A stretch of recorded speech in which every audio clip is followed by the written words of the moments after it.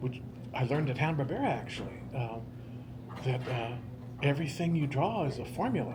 So you're able to, if you're designing that character, you want to come up with a formula that enables you to pass on how that character is drawn to everyone. They can get a hold of that character, no matter who they are or their talent skill. And I did it with my students even years later, But professional applications, it works every time. And I thought, why didn't I ever think of this before? But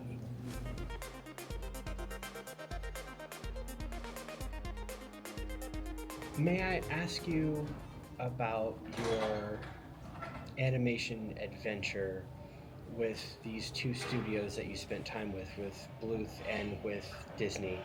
I would say that you were at Disney at just this beautiful time. It's just with this renaissance from the Dark Ages just to moving forward. And I would just love to ask you about that if I can. How was your experience with those two different situations?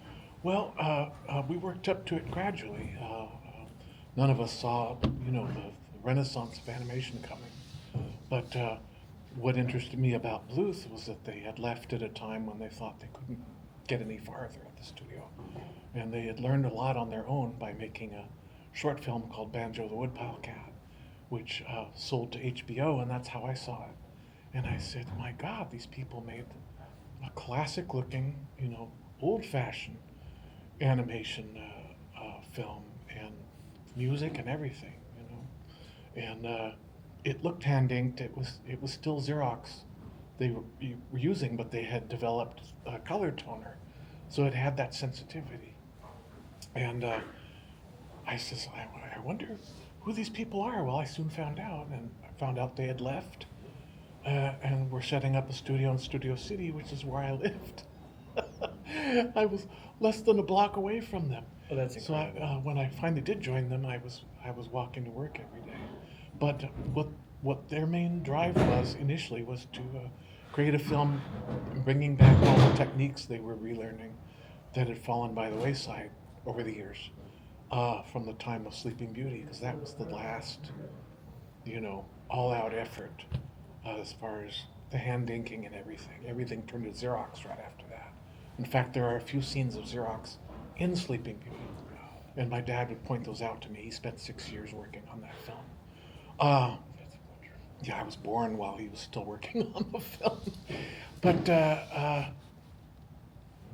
any of the crowd scenes in the back, they were still using, they were using Xerox, and the people in the front were hand inked into self-color lines. Well, we were trying to get back to that kind of thing, including how the effects were done. There were times when a character had see-through wings or translucent wings. Yes. Sometimes they would use translucent paint, cell vinyl paint, but it tended to shimmer too much, so they developed a way of making the wings or whatever it was separate, make sure it aligns with each character that they were doing it for, and then they would paint that a solid color, or that's how we did shadows too. They would paint them black, and then you would do that by running the piece of film you just shot backwards in the camera to the start point, and then you would just shoot the shadows over the image that you just shot. That's brilliant. The characters, and they would match up perfectly, and they would be shot at 30% so that you could see through. And that solved the shimmering problem. Just overlay the shadow. So at the beginning of Sleeping Beauty, for example, you see the fairy's wings shimmering? Yes, yes. Well, that was trans paint, but as the film goes on, they learned how to do it by exposing it.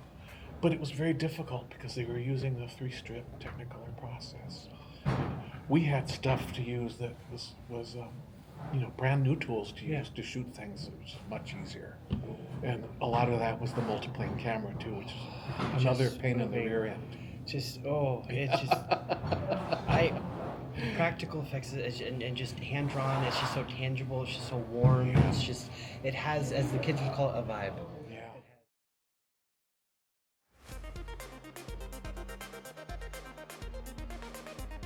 Dialogue animation.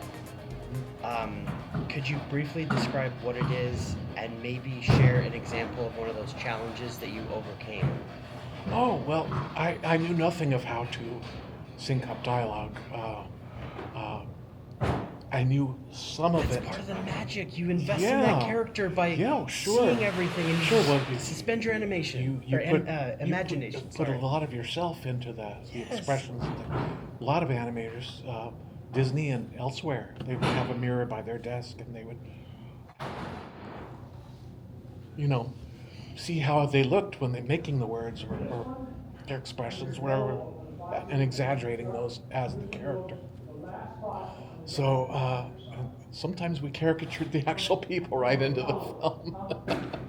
Like the sailors in Little Mermaid are all animation people, a lot of them. Um, but digressing, uh, yeah, I had to know some of that for television animation, which is where I started, Hanna-Barbera in 1977. And Star Wars had just come out, so we were doing all space age shows. I actually started with Super Friends season 5, I believe it was. And uh, they liked my line quality, and so they put me to work in the character design department. And so I was back and forth between assistant animation and character design. And I stuck with character design with them for some time. But initially, you learn how to read an exposure sheet, which the animator has done, and you'll see the dialogue written phonetically down the side of the sheet. So we were just shooting straight ahead, and they had terrible lip sync problems. Well, by the time I got to Bluth's, John Pomeroy, who I worked with exclusively, he taught me how to start the word before it's actually pronounced on film. Yeah. So it's all phonetically. Say, I'm saying, my name is Philo. Is it my name is Philo? So it's all exaggerated. It's phrasing. So you notice I only hit the main vowels, and everything else is an in between. So every time you start a word, do it 2 frames ahead of time, and it syncs up perfectly. Because we were having monumental lip sync problems when we were doing the Saturday morning stuff. And also, we shoot what's called on 2s. Okay. So for 12 drawings, we would shoot them twice and have our 24 frames.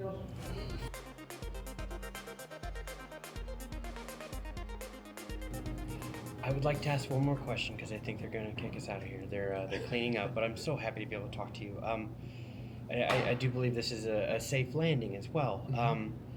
We're living in a world of 4D and Unreal Engine and these huge motion capture, just everything. Right. But I feel that everyone wants to be the success at their business or their idea, and they want to go straight to Unreal, and they want to go straight to motion capture, and they want to have this 8K, all this stuff. But I feel that these rudimentary, and I do not mean that with a derogatory term, these rudimentary terms are just getting lost. And I don't want to learn 2D, I don't want to do this, but how would you inspire someone to say it all starts with these fundamentals? If you want to be strong at this career, what would you say? Well, the timing is something you should really have down. You know, I told my students for the 4 years I was teaching at MIAD in Milwaukee, you know, learn how to do it on paper first, and then you can do anything you want.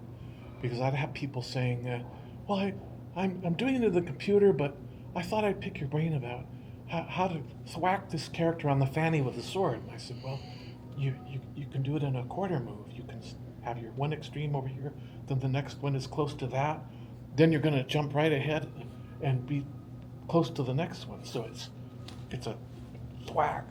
It's not an even thing. Yes. It's not broken down and in between Yes. in an even manner. We don't move like this. We move like this.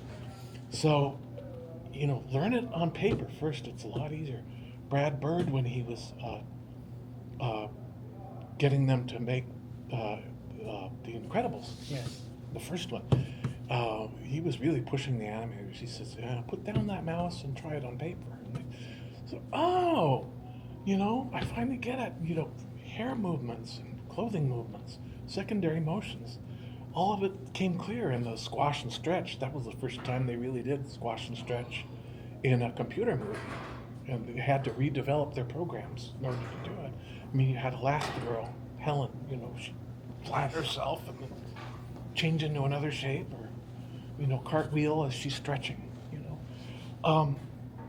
You can do it a lot easier if you know how to do it on paper first. So you have to put down the mouse and time it out. Once you learn the timing, you can do pretty much any format you want, including puppets.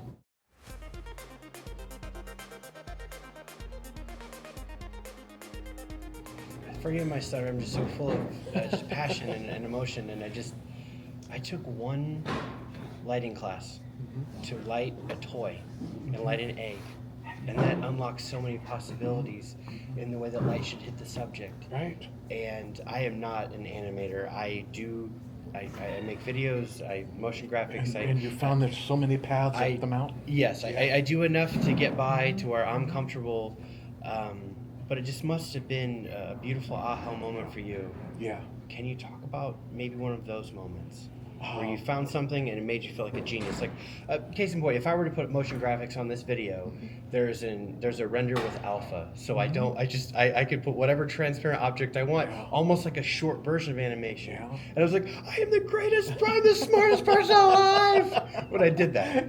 Is there a moment like that you'd like to share? Yeah. Being able to impart the fact that, which I learned at Hanna-Barbera actually, that everything you draw is a formula.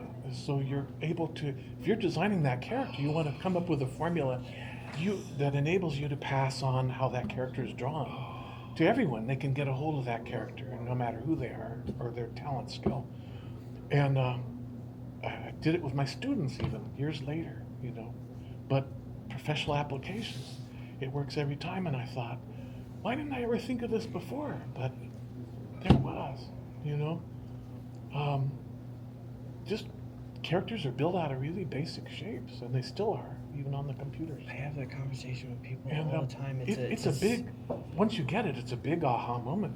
I hear my students audibly gasp when they say, "That's how you put that character together?" It's a sphere. Yeah. It's some cylinders, right? I'm it's a telling box. you, it ain't no thing, is it? And this one girl says, "No, it's not. I'm astonished." So that is a big aha. That's wonderful. Yeah.